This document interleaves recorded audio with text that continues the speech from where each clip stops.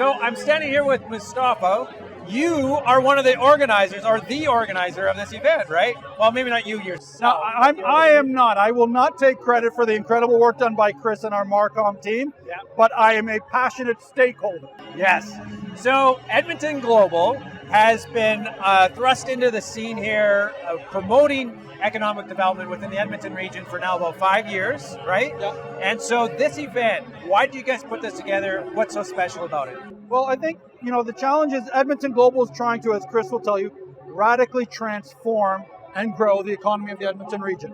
And they were set up to promote this regional approach, but the first couple years it's always slow, and then COVID hits, and we wanted to come out of COVID with a big splash to get the local community excited about what's happening and about what the opportunities are for Edmonton on a global stage. Yeah. So tell me, what are the opportunities that we are going to experience here tonight? Well, we're here right by a hydrogen truck, which is a huge opportunity. The hydrogen opportunity is massive, not only for the Edmonton region, but for the province and for Western Canada. We have a critical role to play in global energy security, which is a huge topic right now, and in decarbonizing global energy. But one of the things we're focused on is the transportation applications. We can't go electric for everything. Long-haul trucking in Alberta in cold winters, electric won't work. It's going to be hydrogen. Yeah. So we're here trying to help the industry and the government work together to accelerate the adoption. We have 30,000 long-haul trucks in Alberta alone. Yeah. We want to see those get over to hydrogen as fast as possible. Because if you've got an electric truck and it's the middle of winter, it's going to take you 2 days to recharge. Not only, and minus 40? No way. And not only that, I mean, our cold weather is going to really impact the battery life as well. So you're going to get the red here, and that's about as far as you're going to go. Somebody told me if you want to buy a Tesla, wait till after a minus 40 spell, and online will be full of ads. Kijiji will be full of ads for Teslas because it shuts down everything, including the heaters in the car, to try and get you to your destination. Yeah. We got to have a mix. Yeah. Electric's good for some stuff, but hydrogen's really good for others. Yeah, it's really interesting, right? Because this is one of those things where a lot of people are like, hydrogen, what? I didn't realize that was even a possibility. Yeah. The future has come a lot quicker than people thought. 2-3 years ago, people didn't think hydrogen was real. Fast forward, and the Edmonton region is the world's leading jurisdiction for carbon capture and storage, which is what allows us to take all of our natural gas that we have and make low carbon hydrogen, cheaper than anywhere else in the world and at greater scale. Our challenge is we also need to make sure that we build out the demand economy and that we export it to the world. Yeah. We need to help the world decarbonize. Yeah, and you know what? It's really interesting what you said about creating the demand side of it as well, right? Because it's not good enough that we have the supply, the technology, but these trucks need to be filling up someplace, right? We need trucks. We need it in our home heating. We need it in our industrial power. There are major steel producers in Japan and South Korea talking to us about potentially moving plants to our region because we can provide them with low carbon energy at cost. Yeah. They can't decarbonize energy intensive industries back home. Yeah. So it's really a key that's going to unlock so many trickle down opportunities for our region. But we have to resist our tendencies of the past, which is to not market ourselves enough. Yeah. We have to be beating the drum loudly in international markets, telling people about our story, because the world doesn't know Edmonton. As Obama said, the world needs more Canada. The world needs more Edmonton. Yeah, I love that. Now, one of the things though that you are also touching on too is just this fact that, from an energy standpoint, the government tends to, policy-wise, as soon as the oil prices go high, everybody just jumps back onto the oil bandwagon, right? Are those days done? Do you see now a desire to really change that, to go more carbon neutral or carbon? It is changing. We cannot abandon our fossil fuels. Yeah.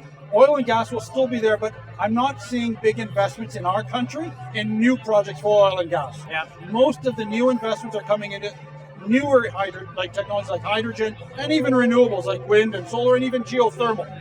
But globally, we still need a reliable supply of oil and gas to help offset. It needs to be a backstop. Yep. We cannot produce enough renewables quickly enough to offset global demand. As the OPEC president of OPEC told me a few years ago, global demand for energy is increasing. Why? Our global population is still increasing. We're on our way to either 10 or 11 or 12 billion people. And the emerging markets of the world are still industrializing. They need more power. So we're hoping that renewables keep coming online fast enough to at least offset that. But we're probably still going to need oil for the next 10 to 20 years. but it will be increasingly a smaller and smaller percentage. Yeah. And if we can increasingly reduce the carbon intensity of that energy, we're moving in the right direction. Awesome. Well, thank you so much for sharing all the wisdom, all the excitement for what's going on in our region with all of our viewers here today. Thank you, Lance. Thanks for being here. Yeah. Thanks for being part of the energy. Thank you for putting this on. So, Catherine, you guys are just in the middle of a complete new rebrand then over there. So you used to be Innovate Edmonton. Correct. Right? And now you are? We are Edmonton Unlimited. Okay, so why the need for a refresh of the brand? Well, first and foremost, it was always our intention to name our agency. We are the Municipal Innovation Authority. We've been around since December 2020, and before we came out with a brand, we existed with a placeholder name, and now is our time. And so we are on the brink of some great things. You're going to be hearing more about this tonight at /, and we wanted to invest in the future and roll out our new brand here.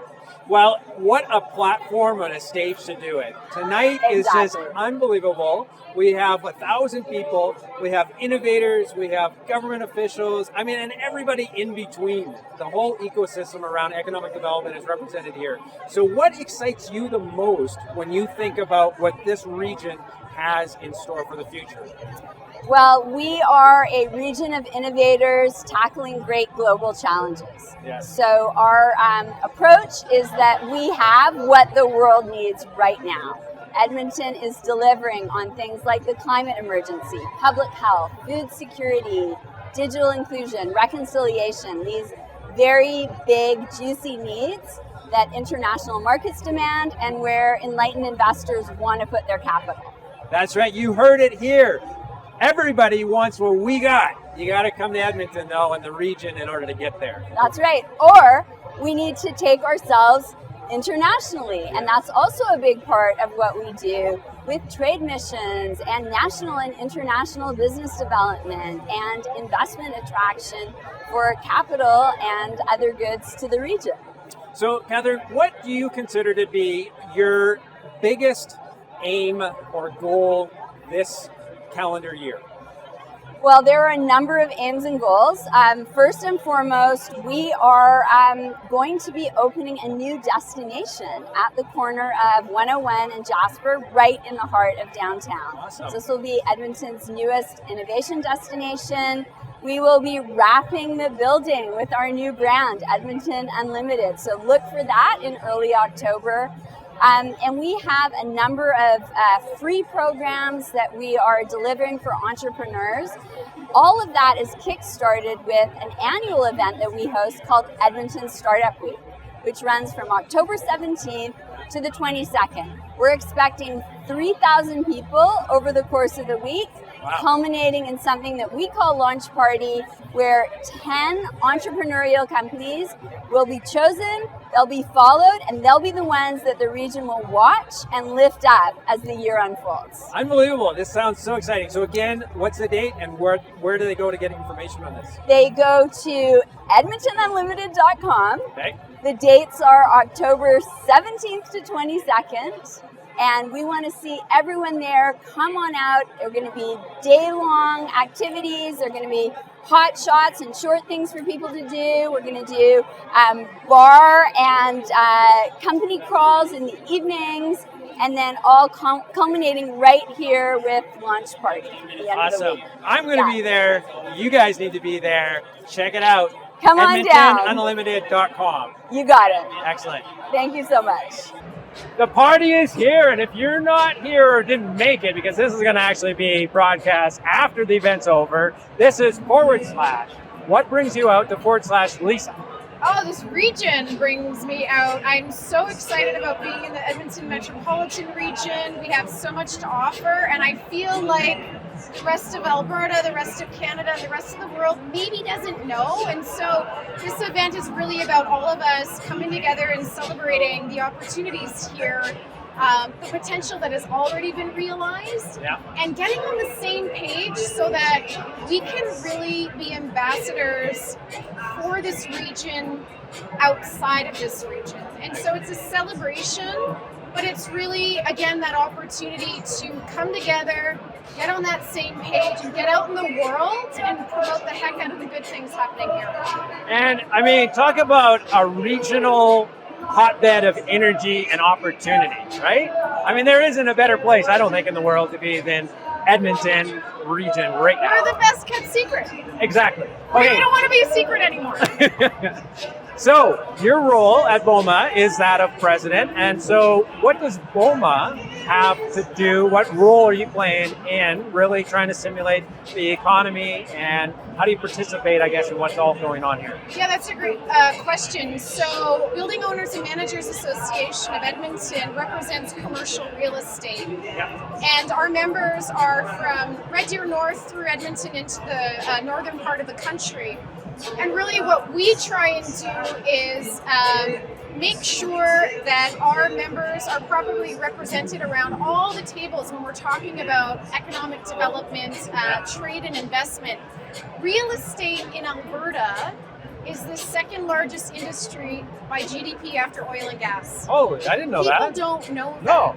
Real estate is the second largest after oil and gas. So we're such a critical industry, and it's vital that our voices are around the table again when there's planning about all kinds of things related to promoting this region, to hosting prospective investors. Is just essential. So often when people think of real estate in the pipeline of trade and investment, they think of the site at the end of the line, but really in commercial real estate, our professionals are promoting this region all the time. And so they're fiercely proud. They have their fingers on the pulse of every industry, whether it's forestry or finance or retail or what have you. So if you ever want to know what's happening in the economy, talk to a broker. I'm telling you, talk to a broker. So, you know, we feel we have a lot to offer, and we're just so excited about what Edmonton Global has done here. They're a key partner for us. And I mean, look at this. Incredible. Absolutely incredible. This is what we're about, and it just feels really good to be here. Okay, so I also understand that there's some sort of conference that's a big deal that you might be hosting at some point. What's going on? Well, yes, there is a big deal conference this time next year here in Edmonton. It's the first time in 20 years that we're hosting Boma Canada's Building Excellence Summit. Awesome. And really what we're doing is bringing all of commercial real estate to Edmonton. We're hosting it at the JW Marriott and Ice District, and we're pulling out all the stops. We're really going to put a northern touch on the event, and as they do, all of the Edmonton region is mobilizing to support us. So we've got everyone across Canada and commercial real estate coming here. Totally exciting. Now, a question for you about commercial real estate, because the industry really got hit hard through COVID, right? Things are bouncing back. Where do you see, and what are you hearing from all the brokers and that, where the opportunity is? Like, who is really searching for place, like location in Edmonton, office space in Edmonton, commercial real estate? So, I mean, the talk of the town is really our industrial market, and just the uptick in the activity there and the potential for growth in industrial in the whole region. We're seeing a lot of activity in retail, lots of changes in the spaces and new brands coming in, which is really exciting for us. Office has been hit hard, as you know, but we're seeing a lot more employers being creative and working with landlords to augment spaces so that they are spaces that people want to work in. Exactly, want to come to. They want to come to. So it's like completely shift in the same way that this changes our perceptions of what a conference is. That's what landlords and employers are doing. So we're really excited about the amenities we're seeing and the innovation, the creativity, the prop tech that people are seeing in commercial real estate, and the degree to which building owners are going to make sure spaces are safe and inclusive. And so, I mean, office is one to watch because we're going to see some exciting things. Yeah, there's going to be some really cool innovations there, right? Yeah, you know, and often when there are constraints, that's when you see things really flourish. Yeah. So creates opportunity, creates innovation.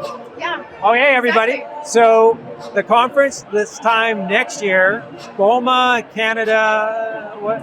BOMEX 2023 Edmonton Building Excellence Summit, September 26th to 28th, right in the downtown core. Downtown Edmonton. So if you happen to have any involvement in commercial real estate at all or adjacent businesses, you want to check it out. Where do they go to find out more?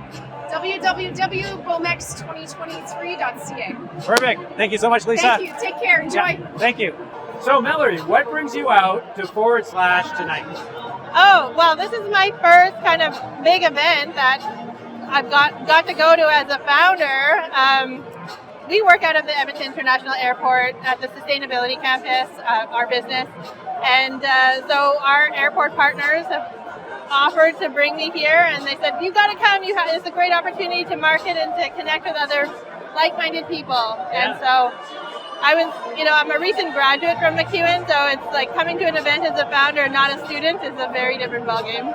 So, Mallory, I've seen you in the media a ton over the last couple of weeks, month or so, because there was a lot of stuff going on with regard to an award that you were up for, that you were a finalist for. Can you tell us a little bit about that? Which one?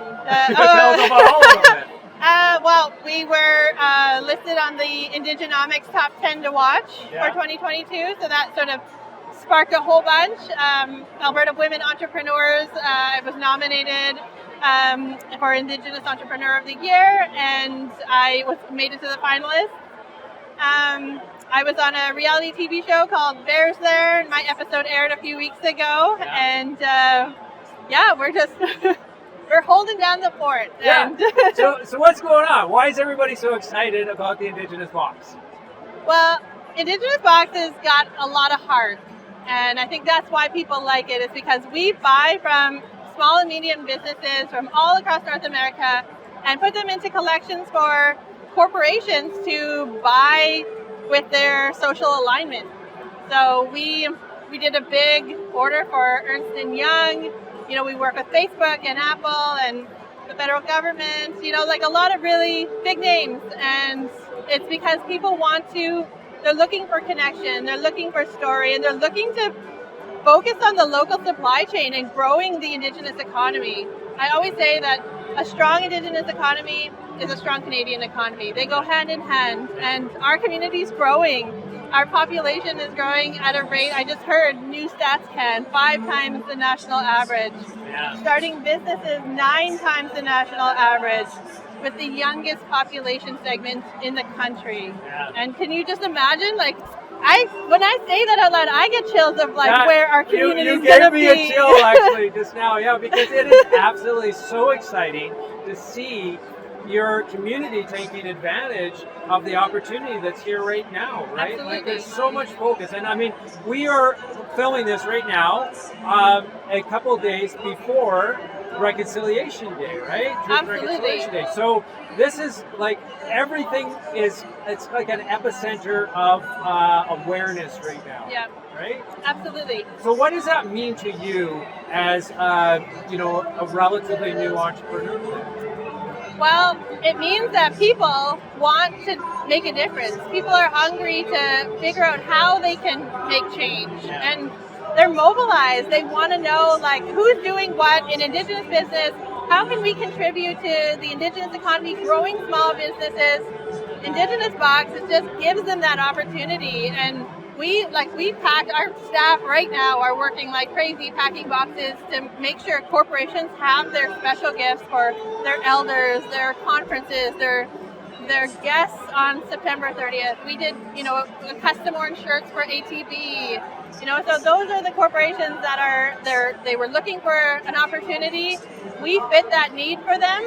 But on the other side of things, we came in with a strong supply chain background. That's what I do. And so, coming into this game and focusing on the local supply chain and growing what happens here is really important. And it's so special that people are looking to us to help them And we're obviously ready to collaborate and help continue building our community.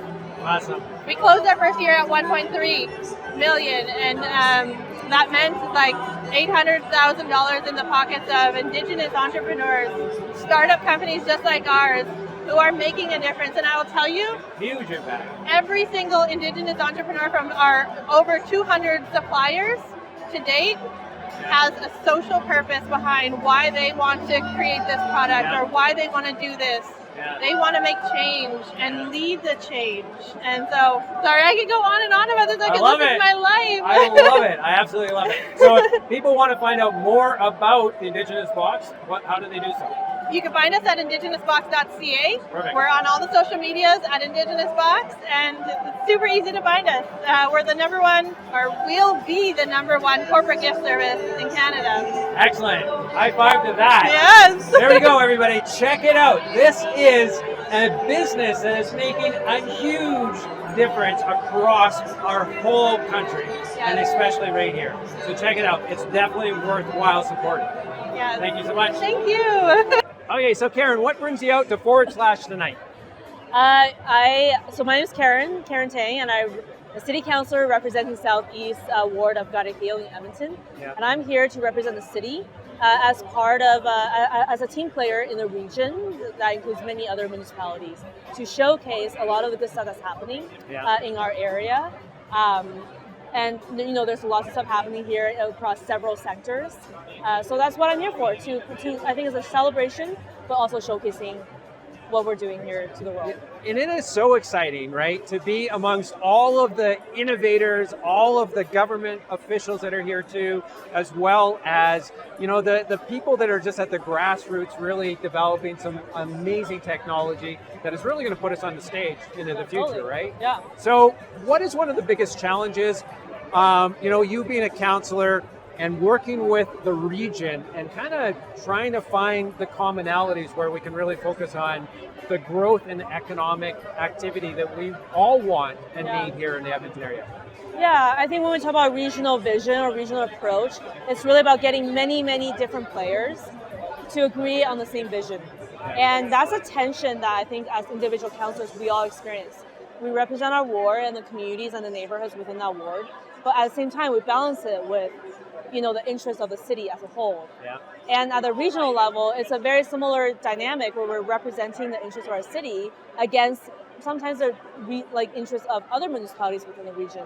Sometimes they might come into conflict. And then so I think the key is to find this common language, common vision, common goals. And it does take a little bit of a give and take and negotiation, of course, and conversation. We just recently had a big conversation about regional transit, which to me is a huge milestone to achieve a lot of the regional goals that we have. Yeah. And so that that will keep going. That conversation will keep going. But to me, that's a really critical policy piece to fill the gaps. Excellent. Well, thank you so much for sharing your thoughts with us on the economic development, No problem. and great job at City Hall. Thank you. Thank Keep you it so up. much. Yeah. I really appreciate that. Awesome. Okay, so now we're standing in this incredible little indoor tent and talking to Ian. Welcome, Ian. Thanks. So what brings you out today to this amazing event / Well, we actually got invited out here, and it was a great opportunity to get to network some businesses. As it's been a long 2 years where we haven't been able to see each other in person, so hoping to get out there and bring back the good old days, right? So, Awesome. So what's your business then? so we are craft coffee roasters. We focus on building a truly special coffee experience that helps bridge the gap between commodity coffee and specialty coffee. So really trying to make it that approachability side while still being educational. So. And very unique and specialized though at the same time, Exactly. right? Yeah. So you'll see some coffees that some people have described as, fruity or floral that almost tastes like tea, all the way to something that we refer to as like comfort coffees. They remind me of cold winter winter day where you're sitting beside the fireplace with your family, and that's the coffee you think of, right? So now you're operating out of a location that's by the airport, right? Yeah, so it's actually on Edmonton International property, not in the actual terminal, but just in the commercial buildings north of there. So is this some sort of program that Edmonton International Airport has going on to support innovation and entrepreneurship and small business development? No, actually, it was just some lease space that we had came across. We chatted a little bit with Edmonton International Airport. We focus on building partnerships, and EIA was focused on that same thing.